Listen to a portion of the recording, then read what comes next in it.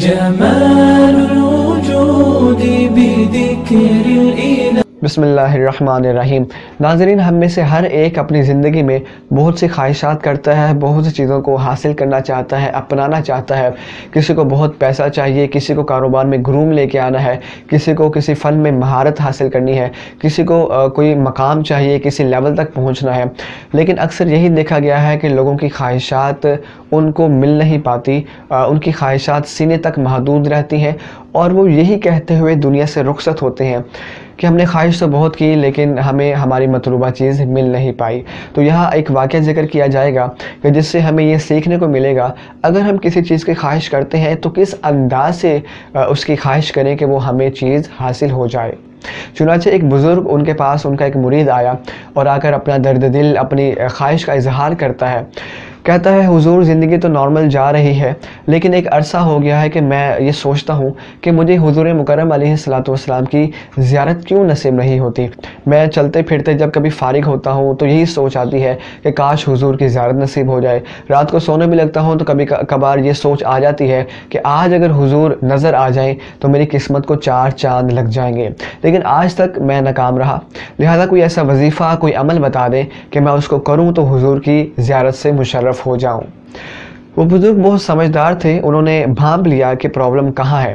آپ نے کہا کہ آج تم میرے ساتھ رکو، کھانا میرے ساتھ کھاؤ اور چلے جاؤ. کل دوبارہ آنا، تمہاری اس خواہش پہ بات کریں گے، اس کا حل نکالیں گے. اس نے کہا ٹھیک ہے. آپ نے اپنے خادم کو کہا کہ آج جب کھانا بناؤ تو کھانے میں بہت زیادہ نمک ڈال دینا، اور دسترخوان پہ کھانا سجاؤ تو کوئی بھی پانی اور کوئی بھی پینے کی چیز نہیں ہونی چاہیے. چنانچہ دسترخوان سج گیا، بزرگ یہاں ہے، مرید سامنے ہے، کھانا شروع ہوتا ہے. پہلے اور دوسرے لقمے ہی میں اس کو پتہ چل جاتا ہے کہ کھانے میں بہت زیادہ نمک ہے. لیکن جب دیکھتا ہے کہ میرے مرشد بھی کھا رہے ہیں تو مارے مروت کے کچھ نہ کہا اور جیسے تیسے کر کے کھانا کھا لیا. کھانا مکمل ہوتے ہی کہنے لگا کہ حضور پانی ملے گا. آپ نے کہا پانی ابھی بھی نہیں ملے گا، اور میرا تمہیں حکم ہے کہ آج گھر جاؤ اور رات سونے تک ایک گھونٹ پانی نہیں پی سکتے. مرید پریشان ہوا، بہرحال حکم ماننا پڑا، گھر چلا گیا. اگلے دن جب وہ دوبارہ آیا تو آتے ہی سب سے پہلے کہنے لگا کہ حضور مجھے پہلے پانی پینے کی اجازت دیں، میری خواہش پہ بعد میں بات کریں گے. آپ نے کہا یہ بتاؤ کہ کل کا دن کیسا گزرا.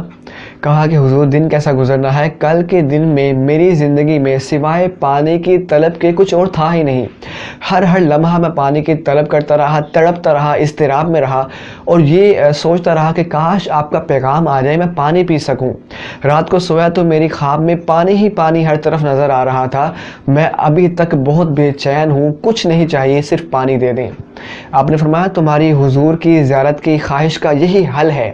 جس دن تم نے حضور کی زیارت کے لیے اسی طرح تڑپنا شروع کر دیا، ہر لمحے حضور کی زیارت کو تم تڑپنا شروع ہو گئے، اسی طرح اضطراب آ گیا، اسی طرح شدت آ گئی تمہاری خواہش میں، اس دن تمہیں حضور کی زیارت ضرور نصیب ہو جائے گی. اس واقعے سے ہمیں یہی سیکھنے کو ملتا ہے کہ ہم بھی بہت سی چیزوں کی خواہش تو کرتے ہیں لیکن اپنی خواہش میں شدت اور لگن نہیں پیدا کرتے، مسلسل محنت نہیں کرتے، اس کے لیے پلاننگ نہیں کرتے، مشقت نہیں اٹھاتے. ہم چاہتے ہیں کہ ہم دوسرے مزے بھی اٹھائیں، ہماری خواہشات ہم تک پہنچ بھی جائے.